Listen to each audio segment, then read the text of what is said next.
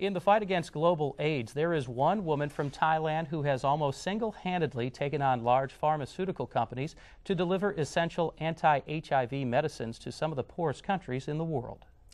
This battle began over 20 years ago, and now the story of this courageous scientist is being told in a play that is premiering this month at LSU. The name of this Swine Palace theater performance is Cocktail. Krisana Kraisintu is not a household name in the United States, but two men hope to change that. At the Swine Palace Theater on the campus of Louisiana State University, a New York director has teamed up with an LSU scientist to create a play called Cocktail. Ping Chong is a world-renowned playwright, and Vince Licata is a biology professor. Cocktail chronicles the work of Thai pharmaceutical scientist Krisana Kraisintu. She is largely responsible for the production of a generic version of the AIDS drug AZT. Kraisintu successfully fought for universal access to affordable AIDS drugs in Southeast Asia and is now doing the same in Africa. I believe the message of this play is that a single individual can make a difference in the world in a positive way. If the government does not do something about HIV and AIDS soon, all of Thailand will become infected. Now, certainly she was in a position to make change because she was the director of research and development at the government, the Thai government's pharmaceutical main laboratory, you know. So, but still, even there, her bosses were all against her doing it, but they didn't stop her. In the end, she just said, "I'm doing it." Is she a hero? Oh, absolutely. Absolutely. In the purest sense of the word. I mean, she's as much of a hero as Martin Luther King, as Albert Schweitzer, as Mother Teresa.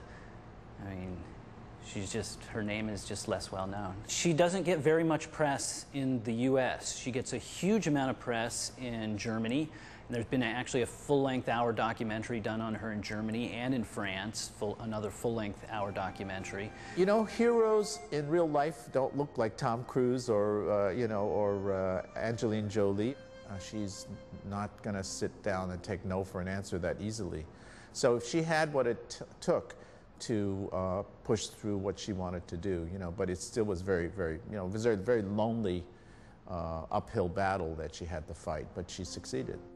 During the AIDS outbreak in Thailand in the late 80s and early 90s, Krisana took on government officials and multinational pharmaceuticals to make this drug more available. Pharmaceutical companies were selling the medicines at roughly $18 a dose per day, but she was able to provide doses to patients for 92 cents a day. Actor Mia Katikbak plays the lead role. Every time when I was talking to people about what I was going to do, they'd Google her, of course, and they would all say, "My God, I've never heard of her, but she's so impressive. You know, why haven't we heard about her?" One of these nights, Krisana will be in the theater, right? Yes. What do you think about that? It's a little scary. It's a little daunting. Well, as we know, we currently make very few pharmaceuticals at all. It's an amazing, amazing story about this very, very courageous woman who I think is so focused and grounded about helping people. It's something I think that you'll see in the play, it's something that her grandmother kind of instilled in her from a very, very young age. You know, if you're privileged, if you have something to give, make sure you help other people. When you do the pill won't bind, that section, don't do movement at all. The kids here in the theater department have been terrific. I've really enjoyed working with them. The students are all mostly grad students in the theater department with a couple of undergrads as well. And it's a pretty large cast. I think it's about 21 or 22 people playing like 54 roles.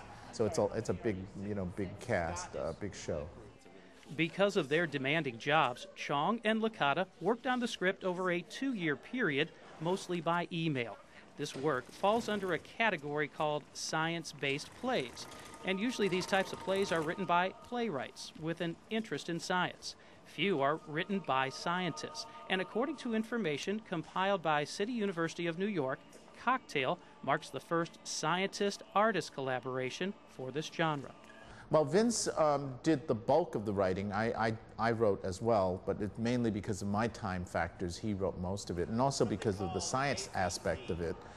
I really didn't understand a lot of the science right away. He's been writing plays for quite a while on his own, so he calls it his decompression chamber, writing plays, you know, from science. It's totally different than the world of science. I mean, Relaxing? well, it's stressful in its own way. You know, it's like golf. Is golf really a relaxing game? But people say they play it to relax. It's just you're thinking about totally different things when you play golf than in your normal life. So I'm thinking about totally different things when I'm working in the theater than when I'm working in the lab. Krisana Kraisintu will be part of several post-performance discussions when she is a guest at LSU later this month. Cocktail combines the performing arts and sciences. It also promotes the modern-day ideals of social entrepreneurship. It promises to be a welcome mixture of talents and dreams in the upcoming days on the campus of LSU. And it all began with a woman named Krisana.